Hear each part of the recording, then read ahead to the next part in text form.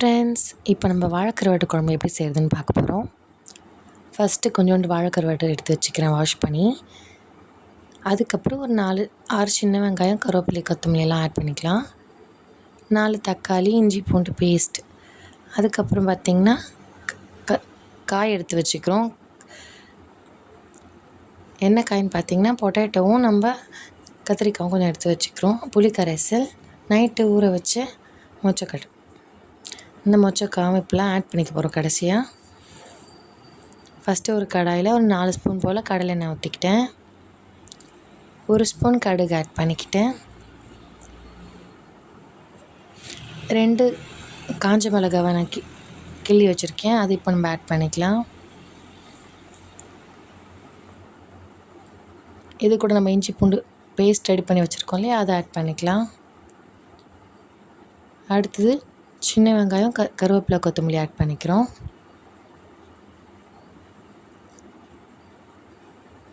இப்போ இது நல்லா ப்ரௌனிஷாக நல்லா வதங்குற அளவுக்கு நம்ம வெயிட் பண்ணலாம். சீக்கிரம் வதங்கிறதுக்காக கொஞ்சோண்டு கல்லுப்பு கொஞ்சம் ஆட் பண்ணிக்கிறேன்.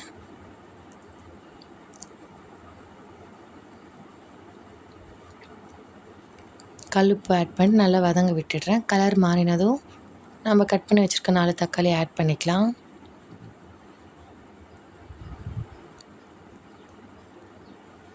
இந்த தக்காளி நல்லா வதங்கணும். நல்லா வதங்கி மேஷ் ஆனால் தான் குழம்பு நல்லா டேஸ்ட்டாக இருக்கும். கொஞ்சம் வதங்காமல் இருந்தாலும் டேஸ்ட் கொஞ்சம் கம்மியாக இருக்கும், பச்சை வாசனை அடிக்கும் இல்லையா, அதனால். இப்போ இது நல்லா நம்ம மேஷ் ஆகிற அளவுக்கு வதங்க விட்டுக்கிறோம். எண்ணெயில் நல்லா பொறுமையாக வதங்கணும். சிம்மில் வச்சு அப்பப்போ நம்ம அடி பிடிக்காமல் வதக்கி விட்டுட்டே இருக்கலாம். இப்போ இது நல்லா வதங்கி சுண்டிருச்சு பாருங்கள். இந்த டைமில் நம்ம இப்போ கட் பண்ணி வச்சுருக்க கத்திரிக்காயும் உருளைக்கிழங்கும் இதில் ஆட் பண்ணுறோம். ஆட் பண்ணிவிட்டு நல்லா வதக்கி விட்டுக்கலாம். இது கொஞ்சம் கலர் மாற அளவுக்கு நல்லா வதக்கிடலாம் எண்ணெயில் நல்லா காயை வதக்க தான் குழம்பு நல்லா டேஸ்ட்டாக இருக்கும். அதனால் நல்லா காயெல்லாம் வதக்கிடுறோம் எண்ணெயில். அதுக்கப்புறம் மொச்சக்கொட்டை, நைட் ஊற வச்ச மொச்சக்காய் இருக்குது இல்லைங்களா, அந்த ஊற வச்ச மொச்சக்கொட்டையை இப்போ நம்ம அதில் ஆட் பண்ணிக்கலாம். அடுத்தது வாஷ் பண்ணி எடுத்து வச்சுருக்க வாழைக்கருவாடு. நான் கொஞ்சம் ஹாட் வாட்டர் அப்புறம் மஞ்சள் போட்டு வாஷ் பண்ணி எடுத்து வச்சுருக்கேன். இந்த வாழைக்கருவாடு இதில் நம்ம ஆட் பண்ணிக்கலாம். ஆட் பண்ணி நல்லா வதக்க விட்டுடலாம். நம்ம இந்த எண்ணெயிலே நல்லா வதக்கணும். இது எல்லாத்தையுமே நல்லா எண்ணெயில் கொஞ்சம் நேரம் வதக்கி விட்டுட்டு அதுக்கப்புறம் வீட்டு மிளகாய்த்தூள் கொஞ்சம் ஆட் பண்ணிக்கலாம். இப்போ பாருங்கள், வீட்டு மிளகாய்த்தூள் ஒரு 2 ஸ்பூன் அளவுக்கு நான் சேர்த்துக்கிறேன்.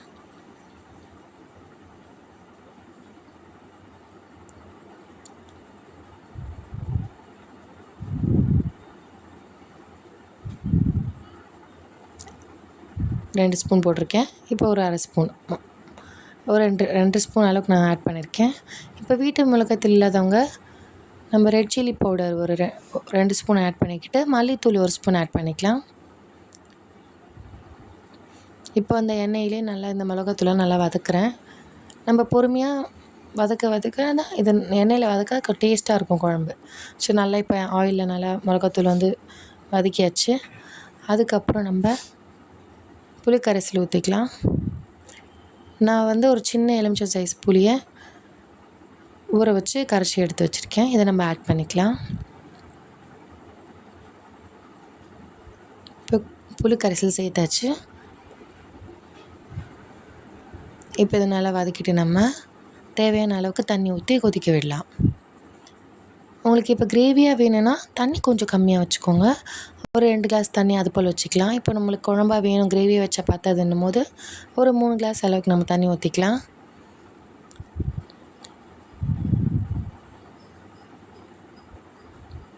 இது நல்லா வதக்கிட்டேன் நான். இப்போ தேவையான அளவுக்கு தண்ணி ஆட் பண்ண போகிறேன். தேவையான அளவுக்கு தண்ணி ஆட் பண்ணிக்கிட்டேன்.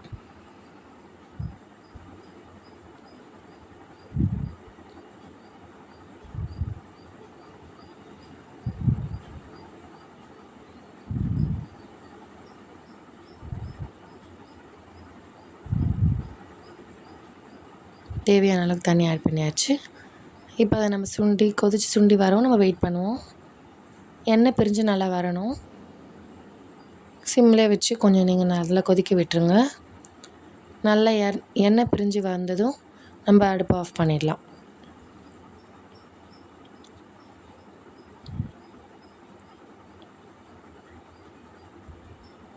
பாருங்கள் கொதிச்சு இப்போ எண்ணெய் பிரிஞ்சு தனியாக வந்துருச்சு.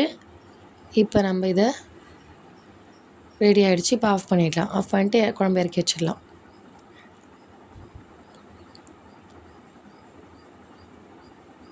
இப்போ சாப்பிட குழம்பு ரெடி ஆயிடுச்சு.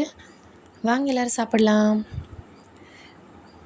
சாப்பிட்றதுக்கு எப்படி இருக்குன்னு சொல்லுங்கள். நெக்ஸ்ட்டு நான் புதுவிதமான மீன் குழம்போடு உங்களை நான் மீட் பண்ணுறேன். பாய்.